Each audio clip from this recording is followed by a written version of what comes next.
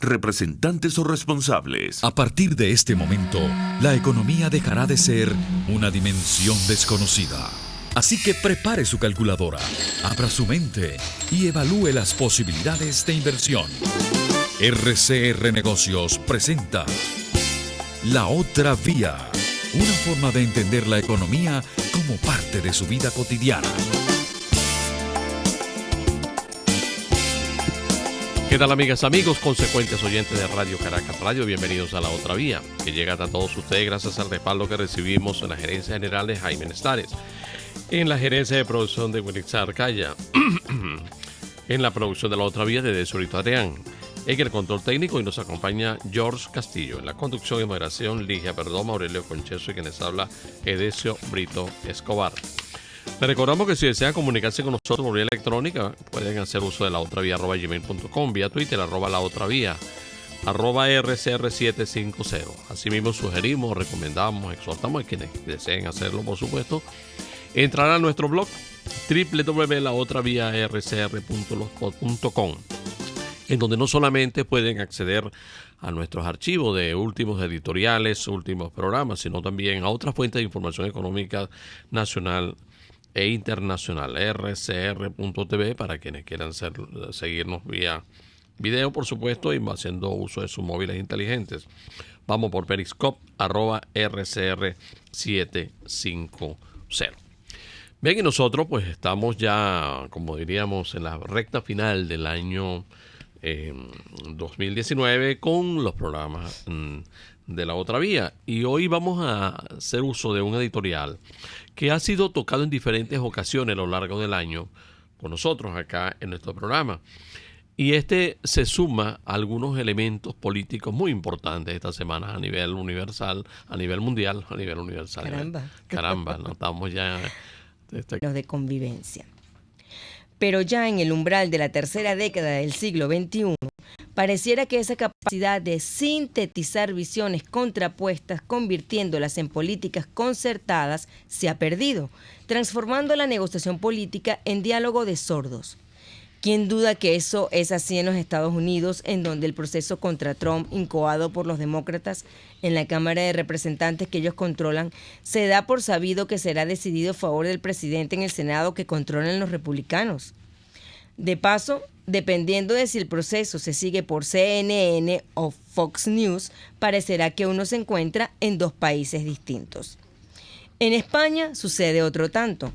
Varios procesos electorales consecutivos solo aumentan la polarización, fortalecen a los partidos de extremos como Vox, que es extrema derecha, Podemos, de extrema izquierda, y los independentistas catalanes, extrema disolución de la nación. Por otra parte, en Gran Bretaña, los extremos de conservadores y laboristas casi ni se hablaban a la hora de lograr un acuerdo nacional sobre los detalles del Brexit, hasta que un electorado, harto de todos los políticos, le dio un mandato abrumador a un iconoclasta, como es el caso de Boris Johnson. Nuestra región ha visto su cuota de diálogo de sordos que se han agudizado a lo largo del año. Nada de lo que sucede les extraña a los venezolanos, quienes llevamos tanto tiempo practicando la política como diálogo de sordos entre visiones contrapuestas, que pareciera que hubiéramos inventado ese destructor estilo de relacionamiento político y social. La confrontación permanente sin la búsqueda de formas consensuadas ha tenido sus consecuencias. Una economía próspera reducida a una tercera parte de su tamaño, la diáspora más grande en la historia del continente y una aparente incapacidad de formular políticas públicas, ni siquiera las más elementales acerca de cómo proporcionar agua potable, electricidad y transporte público medianamente eficiente. En una sola cosa coinciden todas las fuerzas políticas, en que la culpa es total y exclusivamente del otro. Ejemplo de esa intolerancia mutua ha sido la reacción casi visceral ante la posibilidad de que dos alternativas que en algo pudieran paliar el sufrimiento de los ciudadanos atrapados en el fuego cruzado de la catástrofe económica es la propuesta de la CAF de un paliativo a la crisis eléctrica de manos de ese ente multilateral y administrado por el PNUD o el Ejecutivo o la AN. y un programa de petróleo por alimentos con similares características de presencia de organizaciones externas neutras que pudiera permitir que la producción petrolera no solo suba en varios centenares de miles de barriles, sino que la misma se coloque en su mercado natural, Estados Unidos, que hoy por hoy está vedado por las sanciones. Es lamentable que esas iniciativas sucumban víctimas de la polarización, sin beneficio de un análisis serio, porque ambas tienen la ventaja de requerir, primero, de un acuerdo mínimo entre actores políticos y segundo, de la aceptación por ambos de la presencia de organismos internacionales en los procesos de otorgamiento y desembolso de los fondos que le brinde garantías a las empresas nacionales y extranjeras del pago de sus servicios. Para una nación con un riesgo país de 16.000 puntos básicos, eso hubiera sido una buena forma de empezar a reducir semejante estratosférica percepción de riesgo. Pero ¿cómo? Con acciones concretas y despolitizadas que beneficien a la población en general. Lo que sí es cierto, Aurelio, es que cualquier político en cualquier parte del mundo puede decir yo no lo estoy haciendo mal o yo estoy en lo cierto porque así está el resto del mundo. Y cuando uno, como lo decíamos al comienzo, evalúa lo que ha sucedido a nivel político esta semana, ve lo de Finlandia, ve lo que ha pasado en el, ¿cómo se llama ya? En el Reino Unido, allá le dicen semi-unido, ¿no? No sé si se están apresurando a esto, pero se plantean unos nuevos escenarios de tal magnitud que cuando también uno aprecia a nivel regional la asunción esta semana del nuevo presidente de Argentina y la posición que asume, uno dice, bueno, aquí puede repetirse el caso de Ecuador, pero lo cierto es que estamos en un ambiente en el que la cuestión política definitivamente está diciendo que viene algo distinto a lo que hemos vivido hasta ahora, o por el contrario, planteando una nueva visión de la política a nivel mundial, porque cuando uno analiza a fondo, y perdona que me extienda un poco en esto, ¿será que no queremos vivir en libertad? ¿O será que no nos gusta la democracia? ¿O será que se requiere otra forma de hacer política definitivamente para poder convivir? Porque de resto, todo lo que uno aprecia son conflictos, ¿no? Bueno, yo creo que aquí hay que hacer una distinción importante que tú mismo delineaste en lo que estaba diciendo. Lo que sucede en sociedades donde la democracia se practica con bastante amplitud, ¿no? Y por las muy desarrolladas como Finlandia o las desarrolladas a medias como Argentina, ¿no? Uh-huh. Y lo que sucede en lugares donde la voluntad real del pueblo no tiene cómo expresarse. Si vamos a lo primero, vemos que hay dos condiciones. Hay lugares donde pareciera que no hay forma de que la población dividida en su polarizada se ponga de acuerdo. España es un ejemplo de eso. Ha habido 3 o 4 elecciones, sí, y sigue la cosa exactamente igual. Inglaterra parecía que lo era, o Gran Bretaña más propiamente, y sin embargo Boris Johnson se jugó una carta muy peligrosa, ¿no? Unas elecciones en diciembre, primera vez en la historia de Gran Bretaña que lo hacen, y el pueblo habló. O sea, como es una democracia, el pueblo tuvo una oportunidad de hablar y prácticamente le dijo a los políticos que son todos unos cabeceñemas, porque realmente votaron de una forma que ni siquiera los encuestadores no habían previsto para nada. Johnson y los conservadores ganaron en lugares netamente laborales del Partido Laborista, y el Partido Laborista sufrió su principal o más grande derrota desde 1935, hace 85 años, 84 años. ¿Por qué? Bueno, porque se empecinaron en la polarización, y si bien los conservadores también estaban empecinados, la figura de Johnson, ¿no?, fue una cosa que prácticamente se le percibe como un Trump no tan político, y la gente pudo decidir y romper el impasse, así por decir. Ahora, en Venezuela, que es lo que Argentina, es un país que tiene unos extremos, y sin embargo hemos visto una civilidad en la transmisión de mando. Alberto Fernández y Macri dándose un cordial abrazo, conversando, Fernández manteniéndose en el grupo de Lima, Fernández no invitando a Maduro a la toma de posesión, pero sin embargo dejando que un representante de Maduro fuera y un representante de Guaidó. O sea, se ve que hay civilidad y democracia en Argentina. Sí. Nosotros tenemos una situación donde tenemos un déficit democrático enorme. Y el que no lo crea, pensar que unas elecciones con el actual CNE pueden tener algún atisbo de independencia, bueno, sabe perfectamente que eso no es así. Pero tenemos un problema de comunicación tremendo entre nuestras partes políticas. Y, por supuesto, el problema es que la población venezolana no tiene cómo expresarse. Y la única forma de expresarse es democráticamente en las urnas. Cuando digo que no tiene cómo expresarse es porque quienes están condicionando el comportamiento de la oposición en este momento es la tuitósfera. Y yo me tomo el trabajo de ver algunos tweets especialmente radicales y después quienes resuenan el tweet. Y me he incorporado y he empezado un ejercicio que es interesante y que les recomiendo. Cuando vean a alguien con un tweet particularmente radical, pulsen ahí donde está la figura, o sea, la foto de la persona, que entonces sale la cuenta de él, para que vea cuántos seguidores tiene.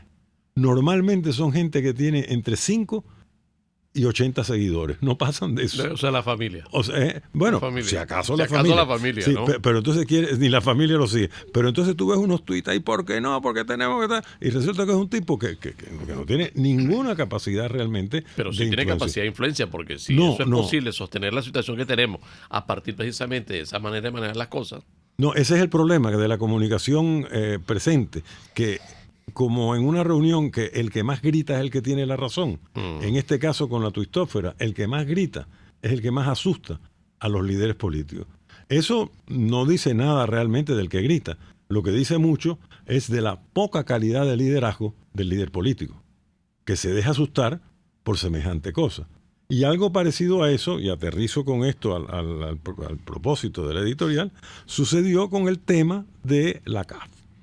El tema del proyecto de aliviar la parte eléctrica en el Zulia, paliar lo del Zulia, mediante una fórmula consensuada en la cual ni los políticos de la AN ni los políticos del gobierno metieran la mano. Sí. Era una buena idea que merecía que por lo menos se discutiera a ver si realmente tenía viabilidad. Porque el gobierno aceptó que ellos no iban a tocar los reales. Y a pesar de lo que dice la tuitósfera, no es verdad que el gobierno los iba a administrar. Y a pesar de lo que dice la tuitósfera, no es verdad que el Banco Interamericano de Desarrollo le dio miles de millones de dólares a este gobierno para lo que los despilfarrara en Tocoma.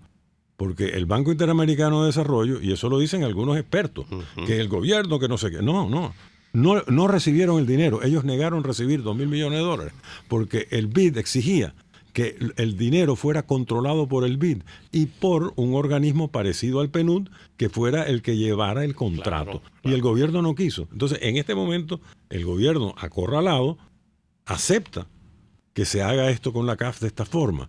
Y era una oportunidad dorada para que la oposición pudiera, desde la Asamblea, poner su parte también a ver si se aliviaba el sufrimiento de la gente que está sufriendo mucho. Lamentablemente faltó el liderazgo político, creo yo, de ambas partes.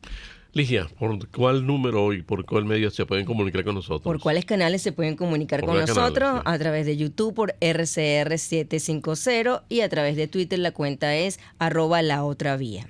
Vamos a la pausa y ya venimos con más de La Otra Vía a través de Radio Caracas Radio. Usted escucha La Otra Vía, una forma ligera de entender la economía. Por RCR Negocios. Puedes seguirnos en nuestras redes sociales. En Twitter, @RCR750, la radio que se ve. Mingo, ¿y qué te dijo tu vecina hoy?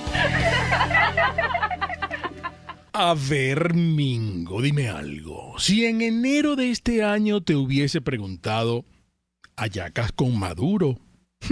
¿Qué me hubieses respondido? Y si te hago la misma pregunta ahorita, ¿qué dirías? No solo hallacas, pernil, ensalada de gallina, pan de jamón, dulce de lechosa, uvas, faltan 5 para las 12, pantaletas amarillas y fuegos artificiales. Pero solo para los narcotraficantes del régimen, sus zampones, sus enchufados y lastimosamente para sus cohabitantes. Este grupetín es el único que le va a sacar provecho a este empastelamiento y a este enfriamiento. Y no precisamente del clima, sino de nuestros ánimos. Lo más triste es que ahora resulta que tenemos que luchar para procurarnos, no 1, sino 2 cese de la usurpación. ¿Será que llegó la hora de la tercera vía? ¿Ah? Quizá. Siempre que te pregunto qué, cómo, cuándo y dónde, tú siempre me respondes quizá, quizá, quizá. Por todos los medios, conmigo, de lunes a viernes a las 8 de la mañana, por rcr.tv, la radio que se ve. Ruedas, motores y algo más. El primer, único y más completo programa radial dedicado por entero al fascinante mundo de los motores y la velocidad. Ahora también los sábados, a las 5 de la tarde. Los fines de semana son de Ruedas, Motores y algo más, con Alberto Hidalgo Caro, por rcr.tv, la radio que se ve. RCR Negocios les está presentando La Otra Vía con Edesio Brito y Aurelio Concheso. Y Ligia Perdomo, porque tiene la seria responsabilidad de darle lectura a los mensajes que estamos recibiendo de parte de ustedes, amigos Radio Escuchas, y que por supuesto pues es lo que va a hacer más interesante el desarrollo de esta conversación. Leonardo Torres se comunica con nosotros a través de nuestra cuenta de Twitter y dice: la polarización no es política, ya que el gobierno tiene un repudio de 86%. En la economía se imponen los dogmas de los años 50 y 60. Eso se llama anclados al pasado. Sí, es verdad. Sí, es verdad. Es Estamos verdad. definitivamente... Pero por eso es que hay una falta de lucidez en las negociaciones, porque con ese peso de opinión pública de su lado, la oposición debería poder negociar unos términos de salida de este impasse que tiene acorralado a gobierno, oposición y sobre todo a los ciudadanos venezolanos. Mejor. Sí, sí. El problema es que aquí en Venezuela, y eso es la polarización, ambos bandos están visualizando el éxito de una negociación como la destrucción completa del contrincante. Y eso no es posible. Mandela no ganó el premio Nobel solo en África, en Sudáfrica.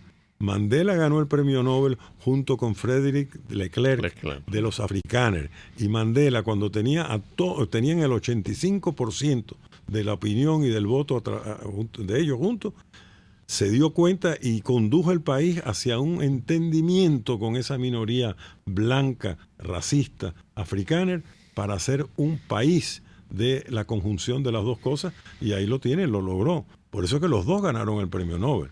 Porque si pretendes en Venezuela obliterar al contrincante, así tenga 15 o 20% o 80%, no lo vas a lograr. Lo que vas a lograr es lo que hemos logrado los venezolanos en los últimos años. Yo me atrevo a decir los últimos 40, pero veamos los últimos 6, que son los que ha sido el desplome final. Eso es lo que hemos logrado. Tenemos un país que está en una catástrofe económica y social. Ligia. Eduardo B. nos escribe por el canal de YouTube de la estación y dice: señores, en la otra vía, sería bueno que nos brindaran qué perspectivas hay para el año que viene. Bueno, primero que nada, yo creo que yo le oí a un economista muy serio, que no me reservo su nombre, pero él no es amigo de figurar en las redes y da conferencias limitadamente, que hacía una proyección para el año que viene a los clientes del banco de inversión en el que él trabaja. Y él dijo: yo voy a hacer una proyección para los primeros 60 días del año que viene, porque yo no me atrevo a hacer una proyección para los 365 días. Me parece una falta de responsabilidad de mi parte, porque estamos en una situación extremadamente inestable. Puede regresar a la hiperinflación si el gobierno intenta revertir la dolarización de facto que está sucediendo. Por otro lado, si esa se afianza, pudiera estabilizarse la contracción e inclusive empezar a ver visos de crecimiento en los primeros 2 meses del año. Pequeños, pero visos de crecimiento. De manera que todas las cosas, pues, sí señor, eso fue dicho por una persona muy sensata que está midiendo. Claro, mi pregunta es, ¿de crecimiento o que se desacelere? No, crecimiento. O sea, sobre el cero, o sea, en positivo. Exactamente, sobre el cero. Y lo basa en lo siguiente, en que si la tendencia de la privatización de los recursos que están inyectándose en la economía continúa en aumento, esa posibilidad existe, porque según él, es verdad que hay un dinero que es lavado de dinero, o pudiera haber dinero del narcotráfico y tal, en toda esta dolarización incipiente, pero una gran parte de ella es ahorros de los venezolanos que se mantienen fuera del país y se han mantenido fuera del país durante décadas y que ahora están potenciados por la capacidad de generación de ingresos en dólares de la diáspora y de los venezolanos que aquí están trabajando en contratos para cosas en el exterior y están cobrando en dólares. De manera que si esas cosas logran afianzarse, él piensa que pudiera haber en una economía ínfima, acuérdense que es una tercera parte de lo que era la economía venezolana, empezar a verse unas pequeñas retoños de crecimiento. Wow, eso sería de verdad una sorpresa, sobre todo tomando en cuenta que muchos expertos y hasta organismos internacionales están dando evidentemente por un hecho una caída importante igual el año próximo. El año pasado el FMI por estos tiempos estaba pronosticando por el año 2019 10 millones de % de inflación. Sí, pero refiriéndome al PIB, ¿no? Incluso la CEPAL esta semana dio a conocer su informe y prevé que vaya a caer 14%. Y en América Latina hay una caída horrible. No tengo duda de que todos los expertos viendo, porque ¿en qué se basan los expertos? Se basan en lo que ha sucedido y en las probabilidades de que eso siga sucediendo. Y entonces, cuando tú oyes lo que ellos dicen, tú no ves la nota al pie que dice, si todas las cosas siguen igual, y entonces llegan a su conclusión. El economista que hablo, que estaba analizando esto, y repito, es el economista de una casa, de un banco de inversión, ¿no? Está diciendo que las cosas que hay que en esta situación tan inestable empieza porque es que los promedios anuales no dicen nada. Hay que ver las estadísticas trimestralmente y de mes a mes para tratar de auscultar qué es lo que está pasando. Estoy hablando de alguien que asesora a gente que invierte su dinero, entonces y que no perifonea lo que él dice. Entonces, pero bueno, para el beneficio de los oyentes, que eso también se está discutiendo. Steven Ojeda dice: lo que pasa en Reino Unido es la terquedad de un gobierno por separarse de la Unión Europea y dejar a Boris Johnson es darle licencia de corso. Creo que el Reino Unido cometió un error político-económico. Lo que pasa es que habló el pueblo, como dice en el sector político. Si cometió un pueblo, cometió un error, lo cometió el pueblo inglés, ¿no? Sí, señor. Eso es debatible, porque yo no sé, yo no voy a entrar en ese debate porque conozco poco de él, pero lo cierto es que estaba como 50-50, nos vamos o nos quedamos, ¿no? Está como la diáspora, nos vamos o nos quedamos. Pero ellos tienen otras alternativas. Recuerden que Gran Bretaña todavía tiene los lazos afectivos y comerciales con el Commonwealth, que incluye no poca cosa, incluye India, Australia, Canadá, y tiene a Trump haciéndole señas y no del dogado. Sí, está haciéndole señas de vengan para acá, vamos a negociar entre nosotros dos. Sí. Ligia. Pepe Blanco dice, respondiéndole a quien nos pedía los pronósticos para el año que viene, las perspectivas, dice proyección para el año que viene, estamos fritos, dice él. David Alberto Moya dice, la experiencia en estos 9 meses con la dolarización comercial ha sido exitosa. Por eso el gobierno no debe vacilar en terminar de dolarizar el resto de la economía. Bueno, ahí tú tienes una incógnita. Bueno el comentario. Tienes una incógnita. ¿El gobierno lo hará o no lo hará? ¿Se atreverá? Lo hará, encontrará formas de poder mantenerse más o menos al stone con las sanciones, pero pudiendo bombear 1.500.000 barriles, porque ha encontrado una forma de eludir las sanciones. Tiene a Rosneft como el gran comisionista de las ventas de petróleo y tiene una ventana en Asia para vender su petróleo a través de Singapur. Entonces, todas esas incógnitas cambian radicalmente las posibilidades de contracción o expansión de la economía, de la economíita que se ha vuelto la economía venezolana. Leonardo Torres dice, nunca la CEPAL vio la caída del PIB en un 75% en ningún país sin guerra y sin catástrofes naturales. ¡Qué barbaridad!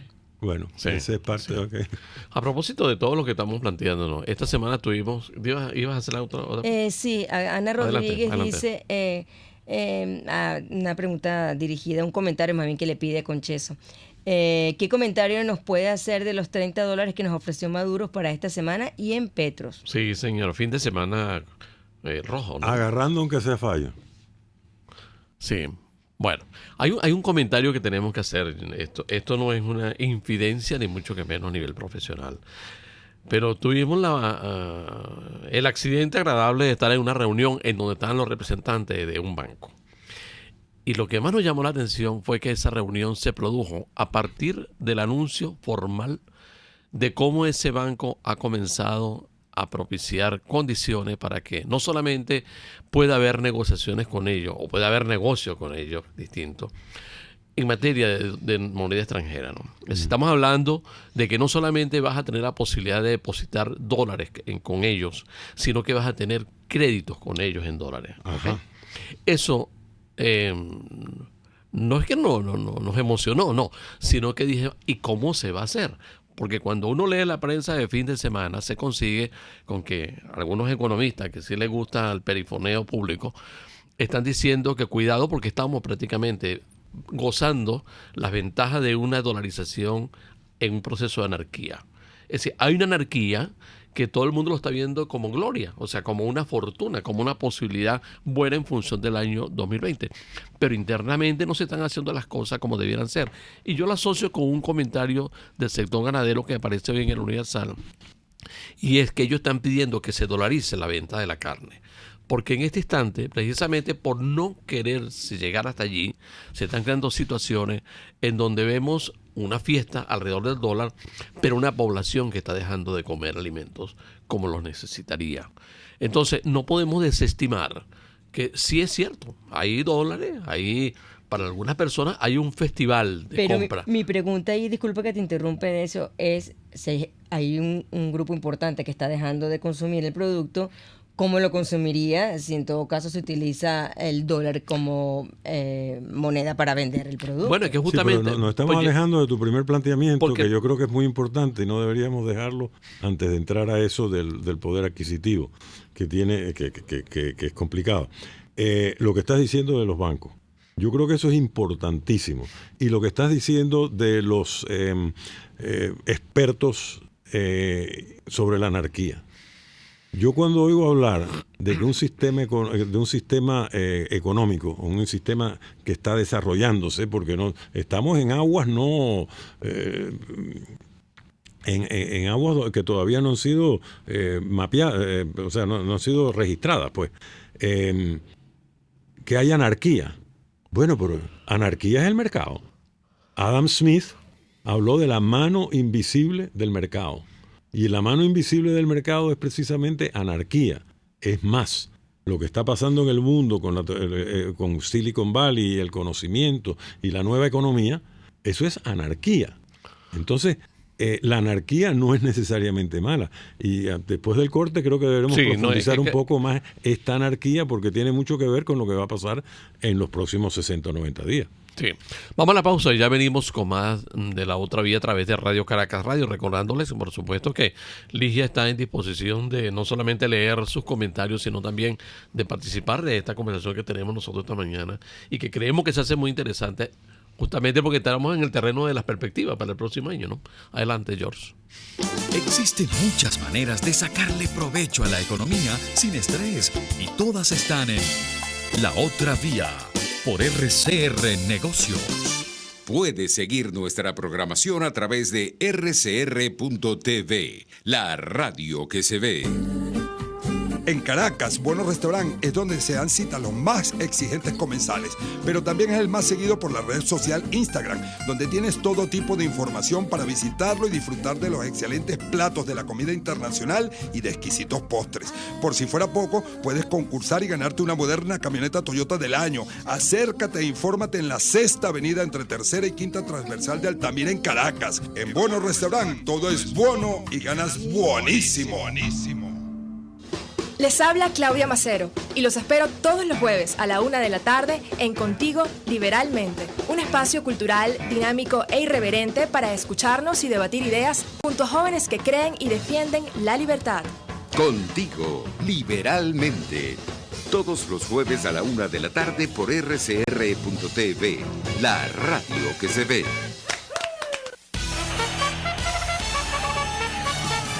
Conéctese a la emoción del hippismo nacional e internacional en Trasnocho Hípico, con la llave ganadora, Jesús Oropesa y Héctor Alonso. Estadísticas, entrevistas, pronósticos. Trasnocho Hípico, todos los miércoles, jueves y viernes a las 11 de la noche. Solo por RCR Deportes, 750 AM. RCR 750 AM, porque lo bueno une. Haga de la economía su mejor aliada y explore sus posibilidades de inversión en La Otra Vía por RCR Negocios 750 AM. Bien, nosotros continuamos nuestra conversación sobre temas económicos y debemos, por supuesto, puntualizar lo siguiente antes de que Ligia lea el próximo comentario. Y es que aquí no estamos en plan de propagandista, ni de una tendencia, ni de la de otra. Estamos tratando de hacer lo que durante 20 años hemos dicho, y es que requerimos un ciudadano distinto, mucho más comprometido con lo que es el análisis y la reflexión de las realidades nuestras. No nos hemos querido entender, no nos ha interesado entendernos en algunas circunstancias, y eso nos tiene súper enredado. Si eso va en beneficio, con algún comentario nuestro va en beneficio de lo malo que pueda estar haciendo el gobierno, bueno, nosotros somos venezolanos y estamos aquí y estamos sufriendo lo mismo que sufre cualquier otro venezolano. Ahora, eso no nos saca a nosotros del mismo esquema que hemos tenido siempre, y es que creemos en que sí podemos cambiar, que sí podemos hacer mejores las cosas si tenemos la voluntad de entendernos y buscar soluciones. Pero guerra aquí nadie quiere, estamos seguros.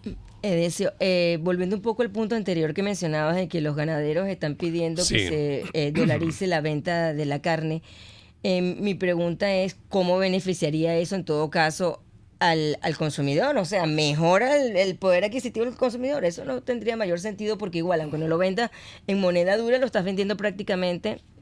No, pero sí tendría un sentido, Ligia, y tendría el sentido de a los fines de los ganaderos o de la cadena de producción de la carne, incluyendo hasta el bodeguero, el carnicero, estabiliza los precios. Y tú, para que los precios bajen, primero tienes que estabilizarlos. Lo más probable que suceda, de hecho, el precio en dólar de la carne está bajo en Venezuela. Yo hablé con algunos ganaderos, yo siempre les pregunto cuánto es el precio en que ellos están vendiendo el ganado en pie. Normalmente el ganado en pie debe venderse entre $1 y $1.20 el kilo, ganado en pie, que termina siendo $4 al detal. En este momento está en 60 centavos lo que ellos están recibiendo por el ganado. Eso es bastante bajo, pero también sus costos de producción acá son relativamente bajos, pues, ¿no? Claro. Pero el hacerlo en dólares despejaría una serie de incógnitas, y al despejar las incógnitas pasaría lo que está empezando a suceder con los bodegones, que en determinados lugares, que hay una densidad muy grande de bodegones, los precios están bajando. Y ya hay precios, es verdad que hay algunos precios que son 4 veces los de Estados Unidos, de algunas chucherías específicas.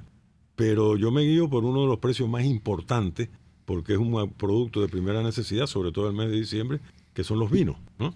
Y los vinos, yo le he estado siguiendo el precio y están a niveles ya que casi casi la mitad de lo que se venden al detal en Miami, el mismo vino. De manera que los bodegones están teniendo que competir. Y los ganaderos, si se dolarizan, probablemente la cadena competiría más y eso beneficiaría al consumidor. Ahora queda el problema del poder adquisitivo del venezolano. Eso no tiene una respuesta fácil. Eso requiere primero de una cosa que se llama empleo de calidad. ¿Y cómo se consigue empleo de calidad? Bueno, hay que empezar a reactivar las partes grandes de la economía. Primero, los servicios. O sea, ningún técnico de reparación de teléfono va a trabajar por $2 al mes.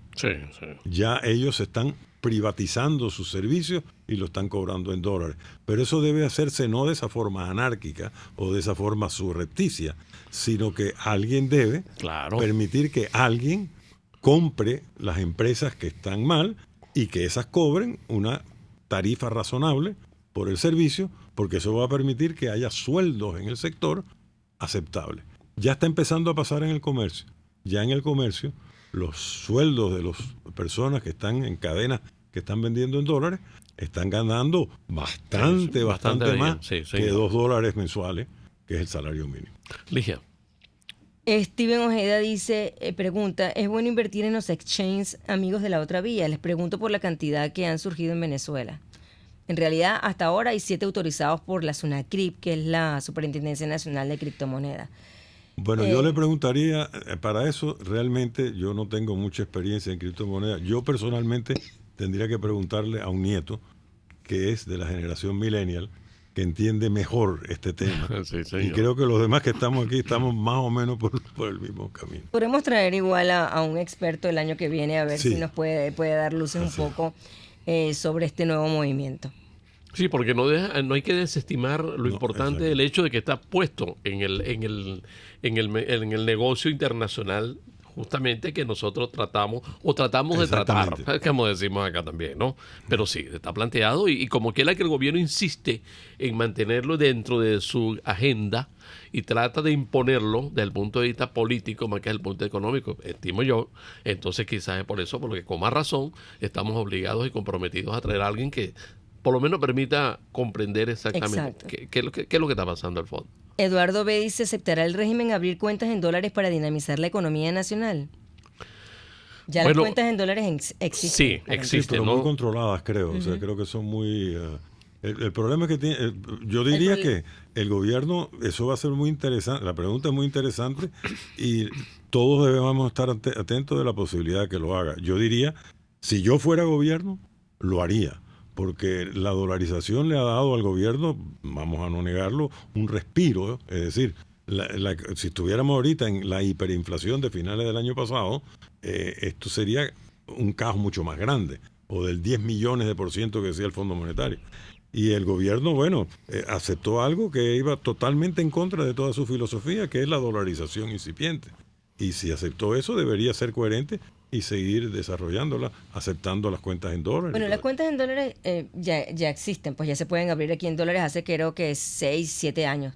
El punto es que no se pueden hacer todas las operaciones que uno quisiera, uno pudiera. Lo que tienen que hacer es como que eliminar esos límites que tienen ahora para que funcione como cualquier cuenta en bolívares. Pues, y una cuestión adicional, ya que no podemos dejar de mencionarlo. Estamos viendo que en los monitores del Canal 8 hay una campaña abierta sobre los 20 años de la Constitución. Y yo haría una pregunta como ciudadano. No puedo dejar de serlo como periodista, pero ¿y qué es lo que tú quieres vender con la promoción de tu Constitución de 20 años cuando tú sencillamente la tienes en una gaveta, la utilizas cuando te conviene y la necesitas, y el resto la tienes guardada en esa gaveta como un instrumento, inclusive, ¿por qué no decirlo así?, regresivo entre muchísimas cuestiones? Yo creo que nosotros no podemos desestimar uno de los peores enemigos que tenemos para cambiar el esquema económico venezolano, y eso lo puede reflexionar más completo Aurelio, es el tema del riesgo país.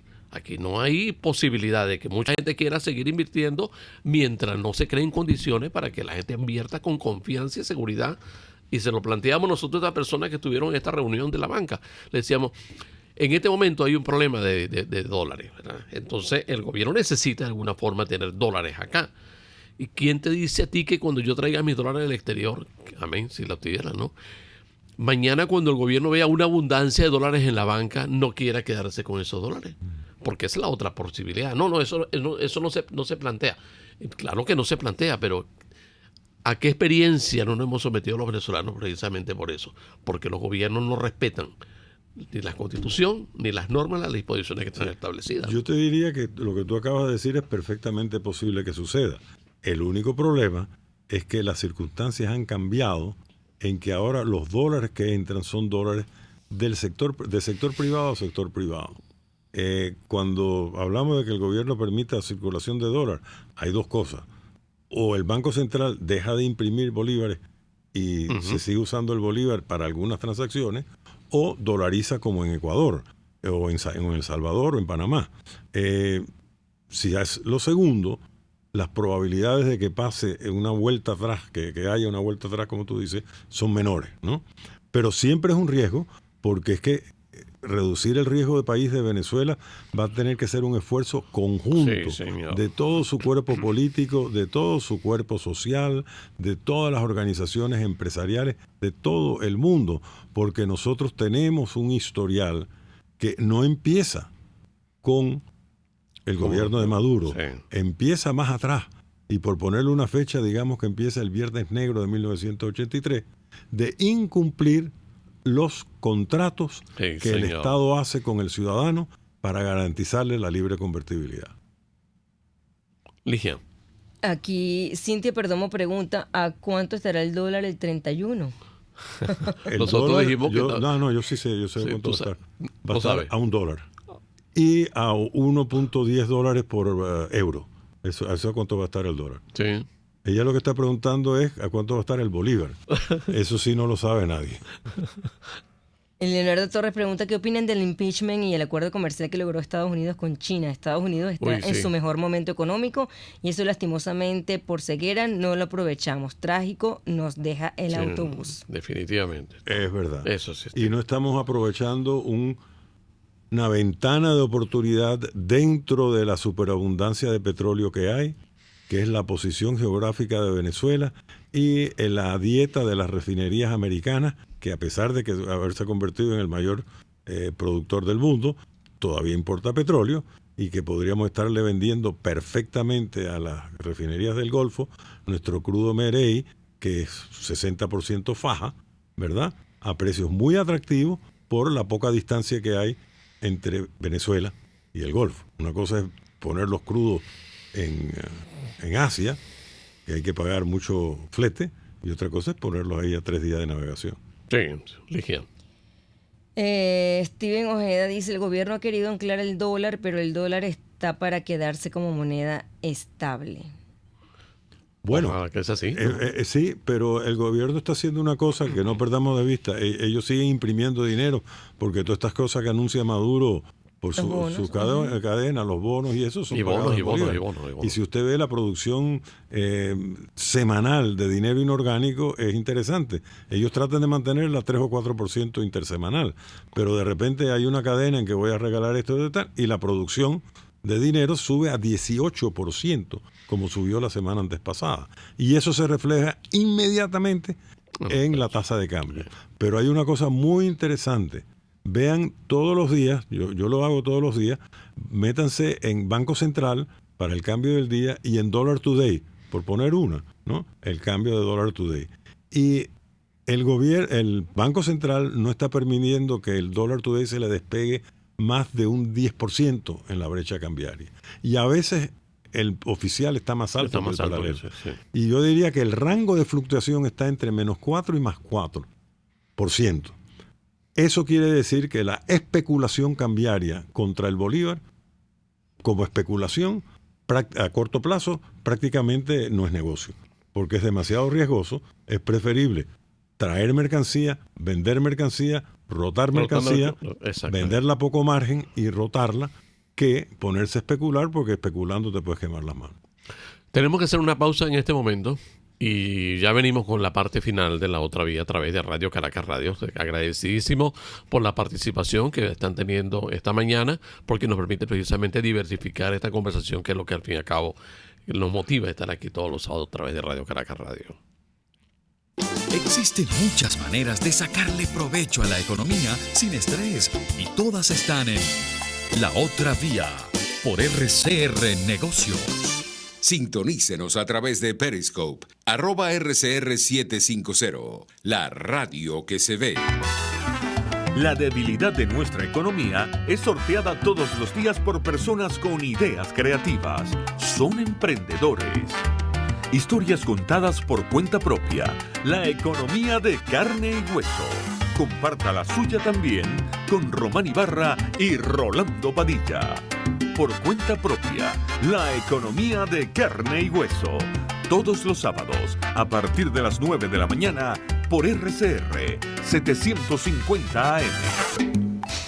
Una forma de entender la economía como parte de su vida cotidiana es La Otra Vía, por RCR Negocios, 750 AM. Bueno, vámonos a la parte final de nuestro programa de esta mañana, que ha estado muy, muy interesante. Definitivamente nos sentimos satisfechos cuando tenemos una conversación en estos términos. Algunas personas pues nos dan su respectiva descarga y nosotros le agradecemos porque lo importante es la sintonía.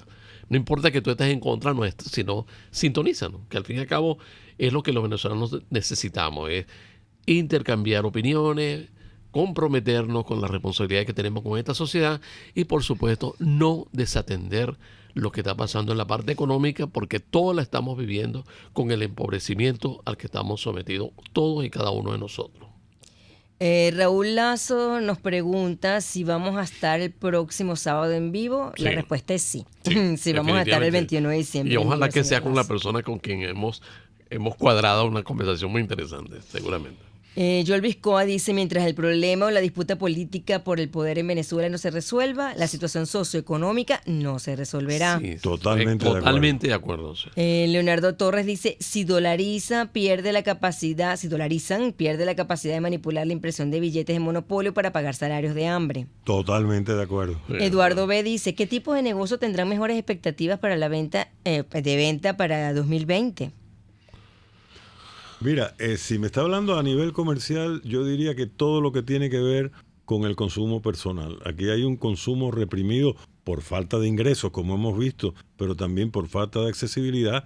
Yo creo que cosas como productos de belleza, productos básicos de comida, productos de limpieza, todo lo que tiene que ver con necesidades del hogar, creo que va a ser un buen negocio en el año 2020 dolarizado. Pero con márgenes pequeños. Sí, un comentario muy breve, y hay un campo que definitivamente se está dinamizando. Parece increíble, que es la parte turística.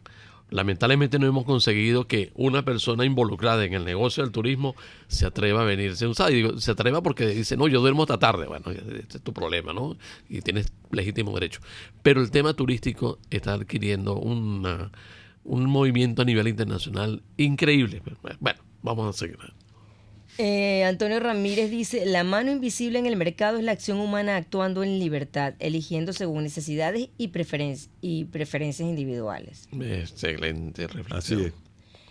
Héctor Mendoza dice, hasta ahora los venezolanos no tienen para hacer la yaca navideña. ¿Cómo lo ven ustedes? Trágico. Sí, muy lamentable, aunque un comentario, ¿no? Pernil está rodando como nadie se lo imagina en este momento.